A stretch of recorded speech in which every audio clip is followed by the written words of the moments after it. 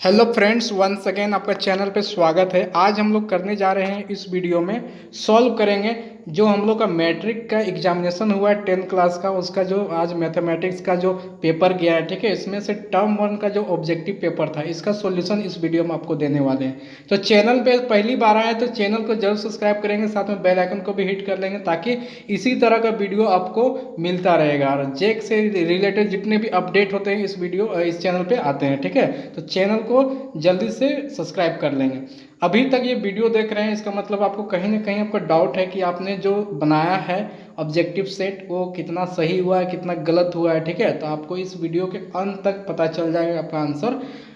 इस वाला जो ऑब्जेक्टिव का जो आंसर सीट मिलने के बाद आप कैलकुलेट करेंगे कि कितना आपको मिलने वाला है स्कोर, ठीक है। तो वीडियो पर इसी तरह बने रहें और साथ में वीडियो को लाइक और शेयर करना बिल्कुल ना भूलेंगे। चलते हैं हम लोग क्वेश्चन की ओर, देखते हैं क्या होगा सॉल्यूशन। पहला क्वेश्चन है 120 का अभाज्य गुणनखंड क्या होगा। सिंपल था। ऑप्शन नंबर ए 2 × 2 × 2 3 × 5 होगा, ठीक है। इसी का इंग्लिश में क्वेश्चन था the prime factorisation of 120 is. तो प्राइम फैक्टराइजेशन क्या हो जाएगा 2 × 2 × 2 × 3 × 5। ऑप्शन नंबर ए राइट आंसर हो जाता है, ठीक है। क्वेश्चन नंबर सेकंड में आते हैं। अभाज्य गुणनखंड 2 × 2 × 2 × 3 × 5 का क्या होगा नंबर।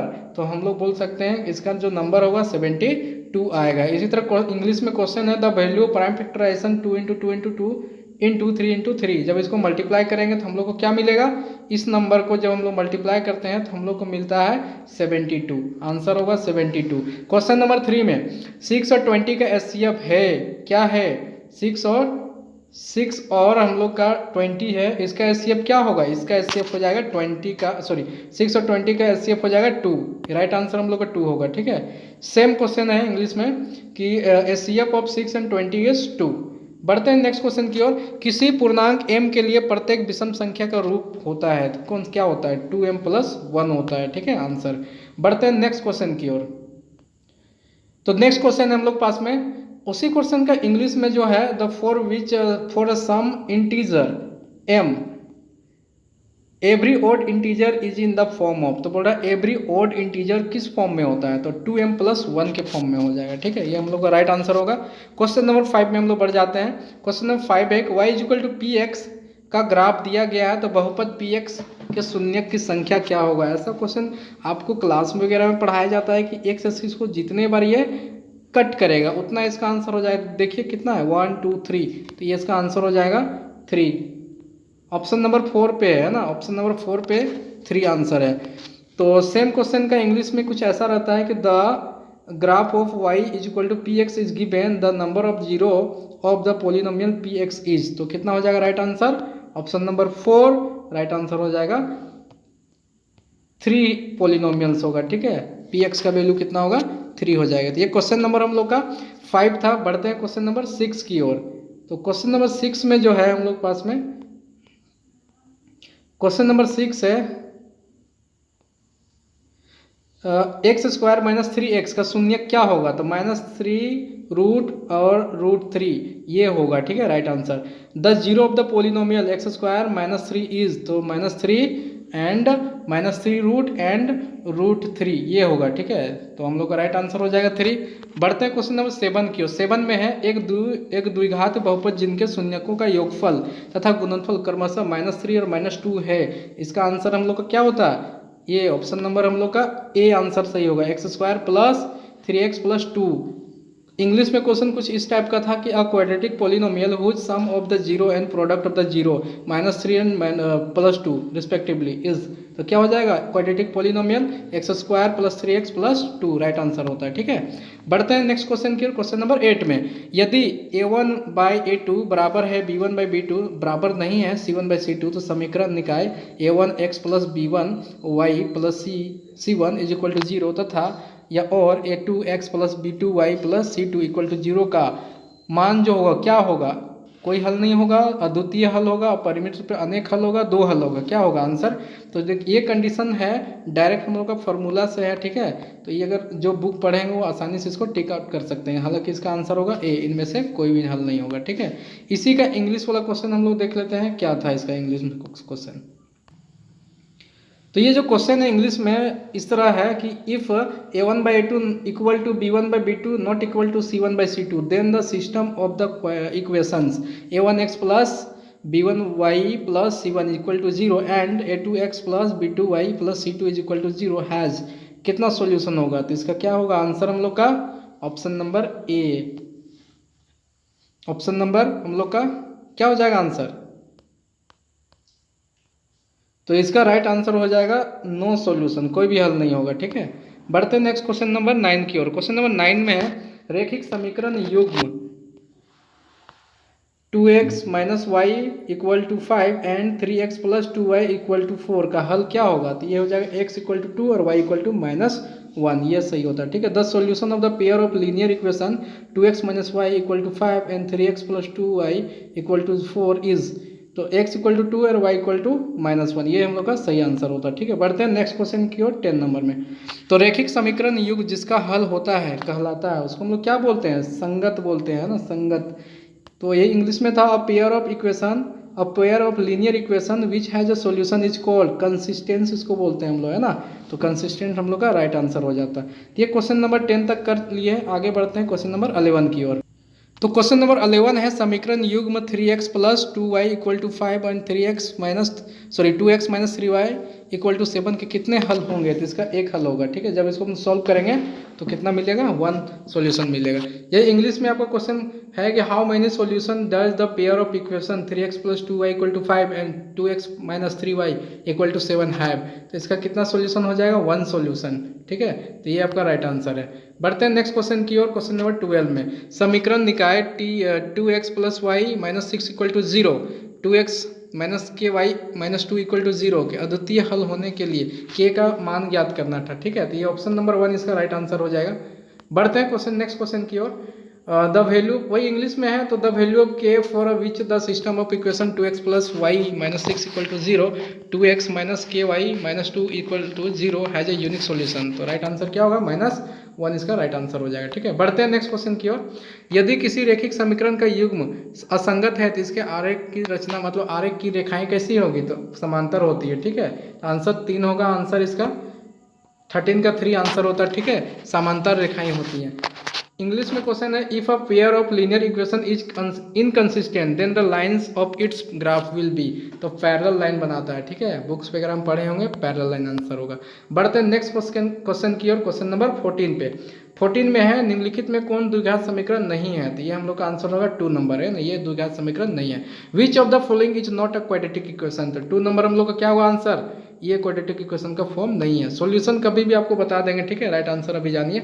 द्विघात समीकरण 3x² minus 5x plus 2 equal to 0 का विविक्त कर क्या होगा, तो इसका आंसर हो जाएगा -1। The discriminant of the quadratic equation कितना हो जाएगा, 1 हो जाएगा। -1 बोल दिए शायद ना, 1 होगा, 1 होगा +1। ये क्वेश्चन नंबर 16 में देखिए ना, ax² plus bx plus c equal to 0 के दो बराबर वास्तविक मूल होंगे। कब होता है दो बराबर वास्तविक मूल, जब ये b² माइनस 4ac बराबर होता है 0 के, है ना। तो ये राइट आंसर सी होता है, 3 नंबर का हम लोग का राइट आंसर होता है। ठीक है, क्वेश्चन इंग्लिश में कुछ ऐसा रहता है ax² plus bx plus c equal to 0 will have a 2 real and equal roots. जब 2 रियल एंड इक्वल रूट्स होता है तब क्या होता है, कब होता है, जब हम लोग का b² minus 4ac equal to 0 होता है। ठीक है, तो ऑप्शन नंबर सी ये राइट आंसर था क्वेश्चन नंबर 16 का। ठीक है, अब बढ़ते हैं क्वेश्चन नंबर 17 की ओर। क्वेश्चन नंबर 17 है द्विघात समीकरण 2x² minus 5x plus 3 equal to 0 के मूल्यों की प्रकृति क्या होती है, ये क्या होगी। तो आंसर होगा वास्तविक और असमान होता है। ठीक है, ये हम लोग का राइट आंसर हो जाएगा 2 नंबर। बढ़ते हैं इंग्लिश क्वेश्चन में, इसी का इंग्लिश में जो क्वेश्चन था इंग्लिश वर्जन में, the nature of the roots of the quadratic equation 2x² minus 5x plus 3 equal to 0 will be real and unequal. ठीक है, रियल एंड अनइक्वल हो जाएगा राइट आंसर। बढ़ते हैं क्वेश्चन नंबर 18 की ओर।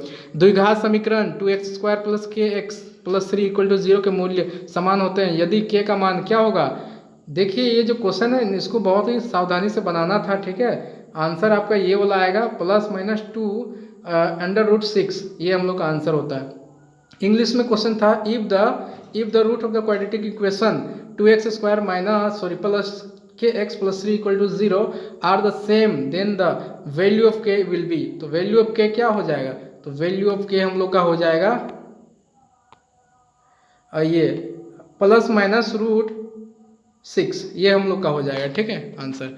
बढ़ते हैं नेक्स्ट क्वेश्चन की ओर। जो नेक्स्ट क्वेश्चन हम लोग का 19 नंबर का क्वेश्चन है कि यदि द्विघात समीकरण x square minus k x minus 10 equal to 0 के एक मूल्य -2 है तो के का मान क्या हो जाएगा। तो के का मान हम लोग का 3 हो जाएगा, ठीक है। सॉल्व करेंगे तो 3 आएगा। इंग्लिश में इसका क्वेश्चन देख लेते हैं।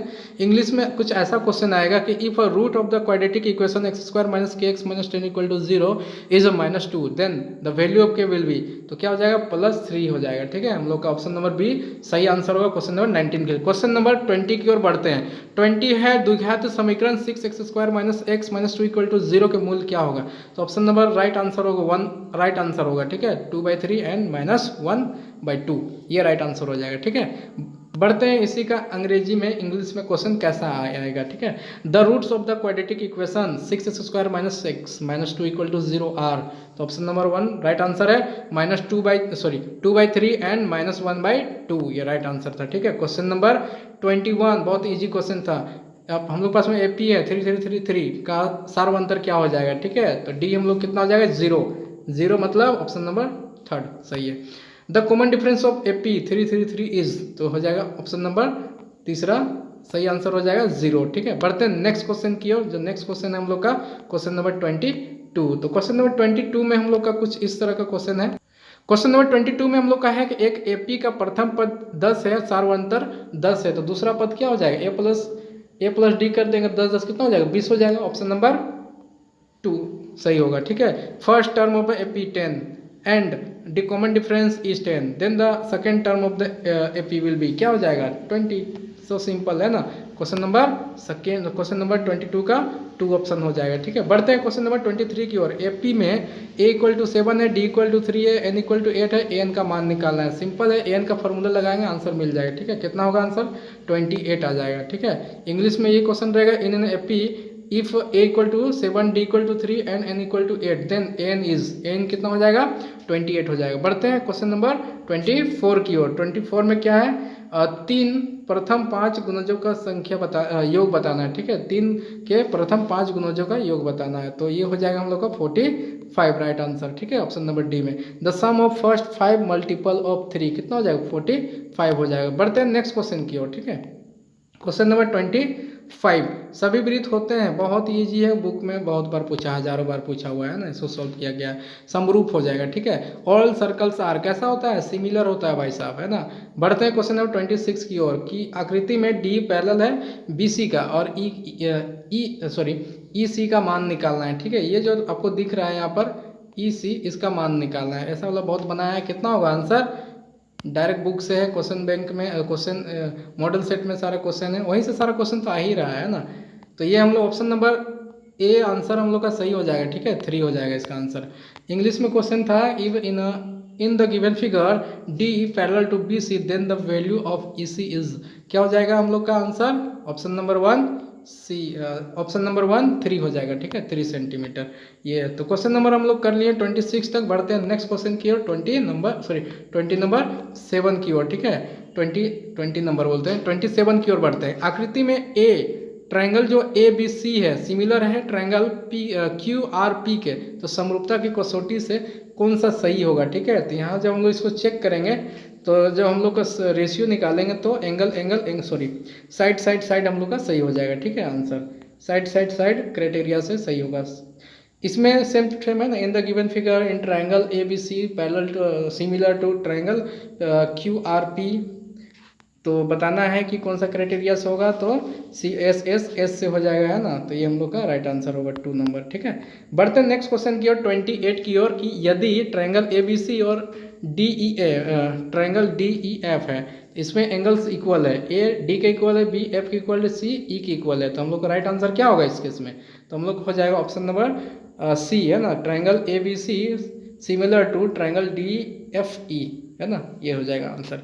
बढ़ते हैं इंग्लिश में इसी का क्वेश्चन किस टाइप का आया था कि if the 2 triangles A B C and D E F, और इसमें दिया हुआ angle A = D and B = F and C = E, then क्या होगा ऑप्शन नंबर 3 बताया अभी, है ना। Triangle A B C similar to triangle D F E. बढ़ते हैं क्वेश्चन नंबर 29 की ओर, ठीक है। 2 समरूप त्रिभुज की भुजाएं 4:9 में है, तो बताना त्रिभुज के क्षेत्रफल का अनुपात क्या हो जाएगा, डायरेक्ट स्क्वायर कर देंगे। 4 का स्क्वायर 16, 9 का स्क्वायर 81, है ना।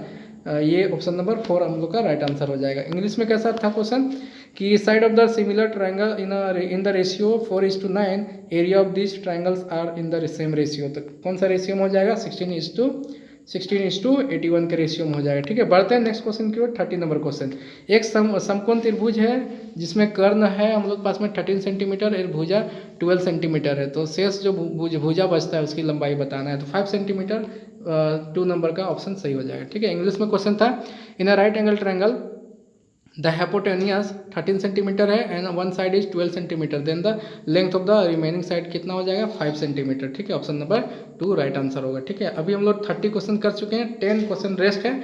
चैनल पे नए आए तो चैनल को जरूर सब्सक्राइब करेंगे, साथ में बेल आइकन को भी हिट कर लेंगे ताकि आपको इसी तरह का वीडियो मिलते रहेगा। ठीक है, और अपने दोस्त के साथ में भी शेयर कीजिए वीडियो ताकि उनको भी पता चले कि वो कितना सही करके आए हैं। बढ़ते हैं क्वेश्चन नंबर 31 की ओर। ठीक है, 31 में है कि इन ट्राइंगल ए बी सी में इन ट्राइंगल बोल रहे हैं कि एक ट्राइंगल है ए बी सी में हम लोग का ए बी दिया हुआ है 6√3 और ए सी दिया हुआ है 12 और हम लोग को बी सी दिया हुआ है 6। तो एंगल बी का मान ज्ञात करना था। ठीक है, तो एंगल बी कितना हो जाएगा? 90 डिग्री। करना कुछ नहीं है, पाइथागोरस थ्योरम अप्लाई कर देना था। ठीक है, चलिए बढ़ते हैं इंग्लिश में। तो in triangle A B equal to 6√3 centimetre, A C equal to 12 centimetre, A B C equal 6 centimetre, then angle B is equal to है ना कितना हो जाएगा? 90 डिग्री। ठीक है, ये हम लोग का आंसर हो गया। क्वेश्चन नंबर 32 की ओर बढ़ते हैं। वृत्त की सबसे बड़ी जीवा को क्या बोलते हैं? व्यास बोलते हैं भाई साहब, है ना, तो व्यास हो जाएगा। बढ़ते हैं उसी का इंग्लिश में कैसा था क्वेश्चन? लार्जेस्ट कोड of a circle is diameter कहलाता है ना, option number C right answer था। 33 में कि बिंदु P से किसी स्पर्श रेखा की लंबाई 24 है, केंद्र पर P से दूरी 25 सेंटीमीटर, वृत्त की त्रिज्या क्या हो जाएगा? सो सिंपल था, 7 सेंटीमीटर इसका आंसर था। ठीक है, इंग्लिश में कैसा क्वेश्चन आया था देख लेते हैं। तो क्वेश्चन कुछ इस टाइप का था, from a point P the length of the tangent of a circle is 24 centimetre and the distance of point P from the center is 25 centimetre, the radius of the circle is 7 centimetre answer था इसका। ठीक है, बढ़ते हैं next question की ओर। 34 की एक वृत्त की कितनी स्पर्श रेखाएं हो सकती है? एक वृत्त है, इसमें कितना स्पर्श रेखाएं खींच सकते हैं ऐसा करके, है ना। तो ये हम लोग का था अपरिवृत्त से अनेक खींच सकते हैं। ठीक है, तो ये आंसर होगा ऑप्शन नंबर 4 था। ठीक है, how many tangent can a circle have? तो इन्फिनाइट नंबर ऑफ ये टेंजेंट ड्रॉ कर सकते हैं। ठीक है, इन्फिनाइटली मैनी, ये हो जाएगा आंसर। दी गई आकृति में OP 5 सेंटीमीटर है, PA 3 सेंटीमीटर, OA का लंबाई बताना है आपको। ठीक है, तो OA की लंबाई 4 सेंटीमीटर आंसर हो जाएगा। ठीक है, आंसर आप मिलाइए सिर्फ। ठीक है, और देखिए कि आपका कितना सही हो पाया है, आप मार्किंग कीजिए अपने आप को। पीछे हम लोग मेरा जो पहला वीडियो था जो हम बताए थे हिंदी में, ठीक है, उसमें बताया था कि आप लोग इस सारी चीज़ को लिखते चलिएगा। अब एग्जामिनेशन आपका लास्ट स्टेज में पहुंच गया, 2 सब्जेक्ट ही बचा हुआ है, तो आप लोग क्या कीजिएगा, टोटल करके देखिएगा, आपको पता चल जाएगा आपको कितना परसेंटेज आने वाला है। ठीक है, सेम क्वेश्चन इंग्लिश में कैसा था कि in the given figure OP is equal to 5 centimetre, PA is equal to 3 centimetre, then length of OP निकालना था। ठीक है, इज कितना हो जाएगा? वही सेम आंसर होगा 4 सेंटीमीटर। ठीक है, बढ़ते नेक्स्ट क्वेश्चन की ओर। 36 केंद्र कोण थीटा है और त्रिज्या कितना? R वाले त्रिज्या खंड का क्षेत्रफल फॉर्मूला पूछा गया है, पाई R theta by 360 degree. Option number 2 हम लोग का सही आंसर था। ठीक है, इंग्लिश में क्वेश्चन था the angle of sector with central angle theta and radius R is pi R square theta by 360 degree. ठीक है, ऑप्शन नंबर 2 हम लोग का राइट आंसर था। बढ़ते हैं क्वेश्चन नंबर 37 की ओर। 6 सेंटीमीटर त्रिज्या वाले एक वृत्त की त्रिज्या खंड का क्षेत्रफल क्या होगा जिसका कोण 60 डिग्री है? तो हम लोग जब इसको सॉल्व करेंगे, थीटा अपन इसी वाला फॉर्मूले से, थीटा की जगह हम सारा वैल्यू 60 डिग्री, R की जगह में 6 सेंटीमीटर रख देंगे तो मिलेगा 132/7 सेंटीमीटर स्क्वायर। ठीक है, ये मिल जाएगा। इंग्लिश में कैसा था क्वेश्चन देख लेते हैं।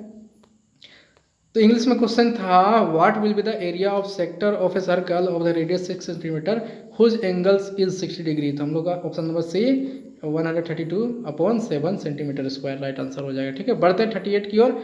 21 सेंटीमीटर त्रिज्या वाले एक वृत्त के चाप की लंबाई क्या होगी जो केंद्र पर 60 डिग्री का कोण अंतरिम करता है ना। इसका भी फॉर्मूला कुछ इसी टाइप का होता है, बस वो पाई R स्क्वायर ना होकर 2 पाई R हो जाता है। ठीक है, तो इसका राइट आंसर जब हम लोग सॉल्व करेंगे तो हम लोग मिलेगा 22 मिलेगा। ठीक है, तो इस क्वेश्चन का आंसर क्या हो जाएगा? 22 सेंटीमीटर। इंग्लिश में क्वेश्चन कैसे देख लेते हैं। What will be the length of the arc of a circle of radius 21 centimetre which subtend an angle of 60 degree at the centre. तो कितना होगा आंसर? 22 सेंटीमीटर। ठीक है, अब 39 की ओर बढ़ते हैं।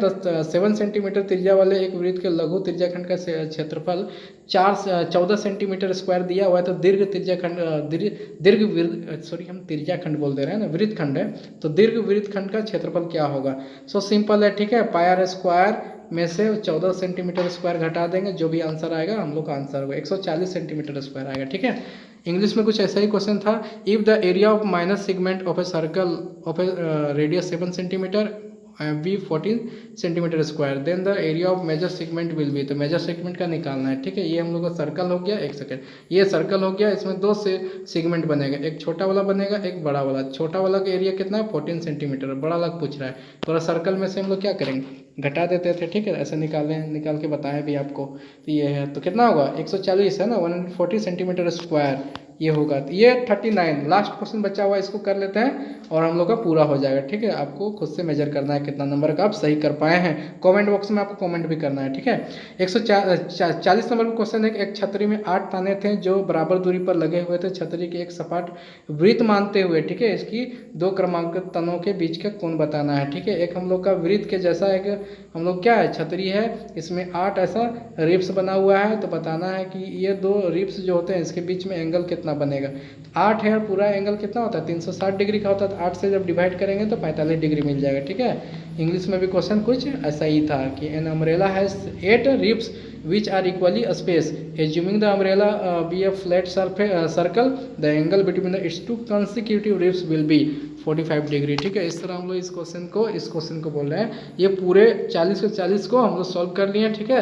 एकदम राइट आंसर है, कहीं भी कुछ दिक्कत नहीं है। चैनल को सब्सक्राइब करके जाइएगा, ठीक है। और इसी तरह का वीडियो पाने के लिए बेल आइकन भी हिट कर लीजिए, साथ में इस वीडियो को पूरा फैला दीजिए ताकि आपके दोस्त यार भी चेक कर लें कि उनका कितना सही हो गया है, ठीक है। मिलेंगे इसी तरह की वीडियो के साथ में, तब तक के लिए जय हिंद।